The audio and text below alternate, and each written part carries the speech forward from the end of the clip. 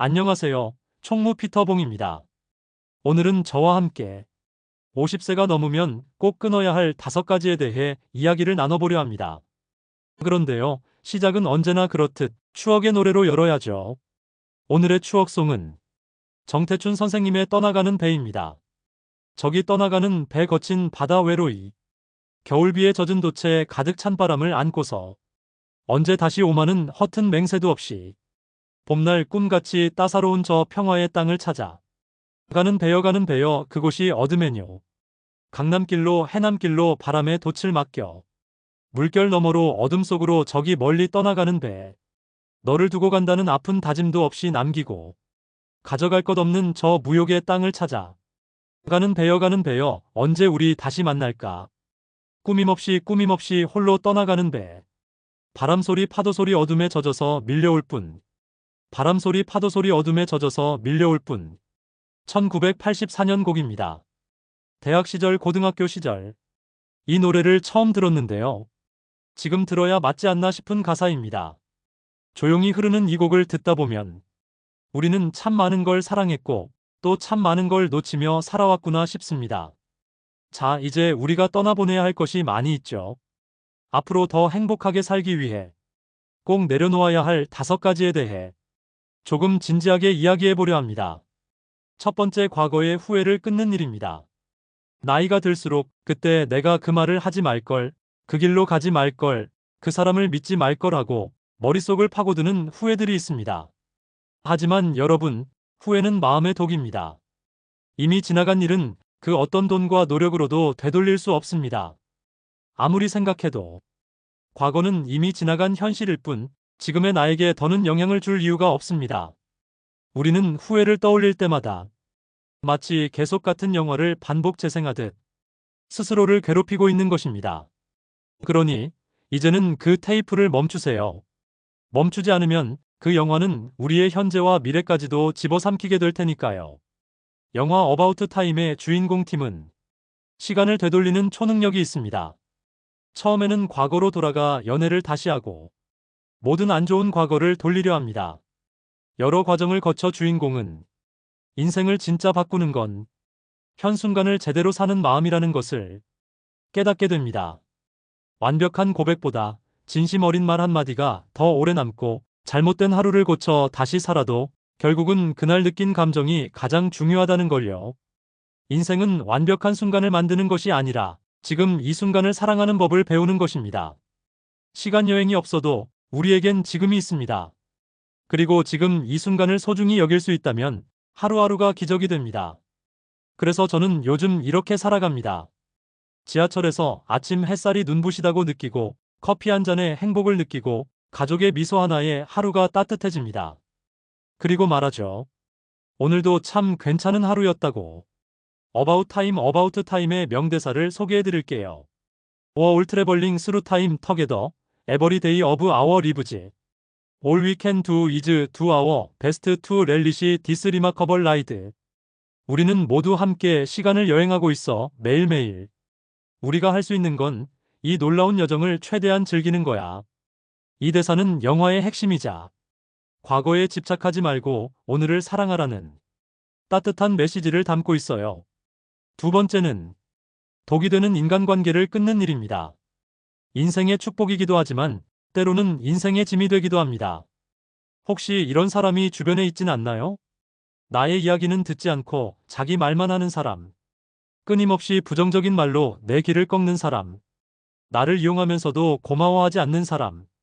예전에는 참았던 관계, 이제는 정리해야 할 시간입니다.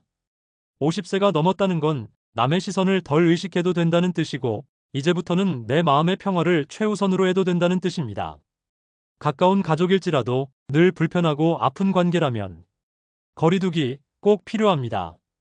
사람은요, 편안한 관계 안에서 건강하게 나이 듭니다. 2018년 영화 완벽한 타인을 보면 오랜 친구들이 저녁을 먹는 시간 동안 오는 전화, 문자, 카톡을 모두 오픈하자는 게임을 합니다. 그런데 하나둘 드러나는 비밀, 그 속엔 감춰왔던 민낯, 그리고 관계에 불편한 진실이 있었습니다. 가깝다고 믿었던 친구들, 그 관계 안에도 숨김과 위선이 숨어 있었던 거예요. 서로를 이해한다고 믿었지만 사실은 겉모습만 알고 있었던 것입니다. 스스로를 돌아보게 하는 영화입니다. 우리는 종종 인간관계는 그냥 그런 거야라며 내 마음을 소모합니다.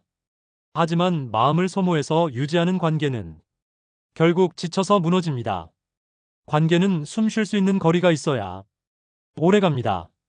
상대를 이해하는 것보다 더 중요한 건 나 자신을 지키는 것입니다. 진짜 나를 보여주기 어려운 관계라면 그건 이미 오래된 관계가 아닙니다. 그건 끝내야 할 인연입니다. 세 번째는 건강을 미루는 습관을 끊는 일입니다. 이번 달까지만 쉬고 다음 달부터 운동해야지. 조금 더 쉬다가 검진 받아야지. 이런 생각 수십 번 해보셨죠? 하지만 아시잖아요. 나중은 거의 오지 않습니다. 몸은 기다려주지 않습니다. 침묵 속에서 무너지고 있다가 어느 날 툭 하고 우리를 무너뜨릴 수도 있습니다. 50세 이후는 건강을 되찾는 시간이 아니라 유지하고 다지는 시간입니다. 매일 30분 걷기, 물 많이 마시기, 규칙적인 식사와 잠. 아주 사소한 것 같지만 그게 내 삶을 10년, 20년 늘려주는 힘입니다. 건강은 돈이 있어도 되찾기 어려운 유일한 자산입니다. 당연하게 여겼던 모든 것이 사라졌을 때 우리는 비로소 깨닫습니다. 가장 소중한 건 지금의 내 몸이라는 것을. 영화 캐스트 어웨이에서 주인공 톰 행크스는 국제 배송회사 페덱스의 촌철살인 같은 시간쟁이, 시계처럼 살아가는 바쁜 회사원입니다. 하지만 비행기 사고로 태평양의 외딴 무인도에 혼자 표류하게 됩니다. 그는 이빨이 아파도 병원은 없습니다. 장기를 다쳐도 약도 없습니다. 몸이 약해지면 생존 확률은 0입니다.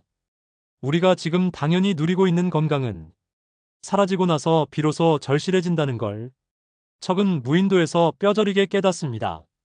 건강은 언제 해야 하는가가 아니라 지금 해야 하는 것입니다. 아직 심장이 뛰고 두 다리가 움직일 수 있을 때 오늘 하루 잠깐이라도 걸어보세요. 네 번째는 과한 집착을 끊는 일입니다. 자식, 돈, 명예, 내가 움켜쥐고 놓지 못하는 것들. 이제는 내려놓을 때입니다.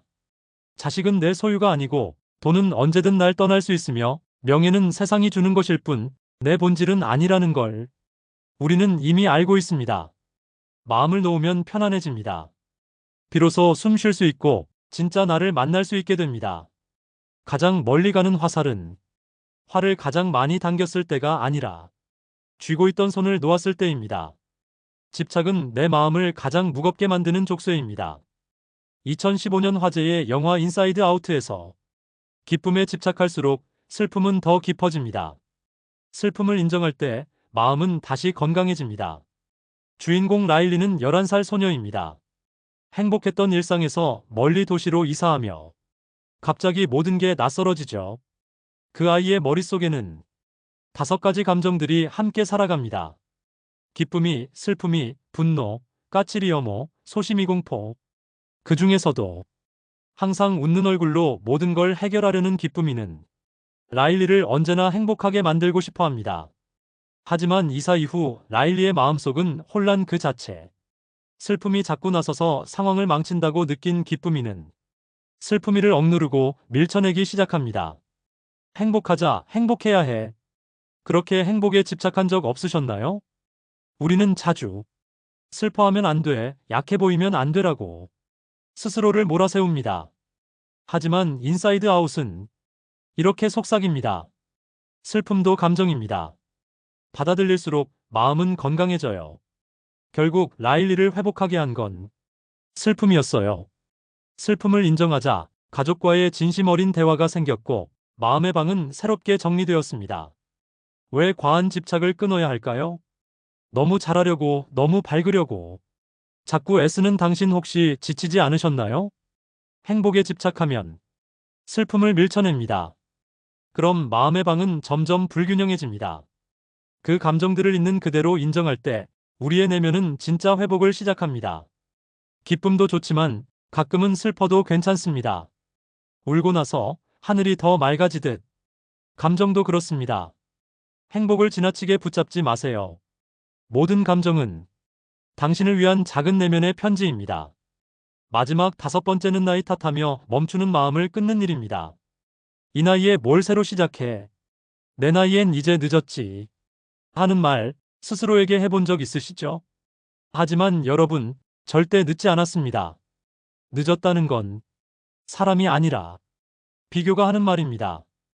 인생은 누가 더 빨리 갔느냐가 아니라 어디까지 내 걸음으로 갔느냐의 문제입니다.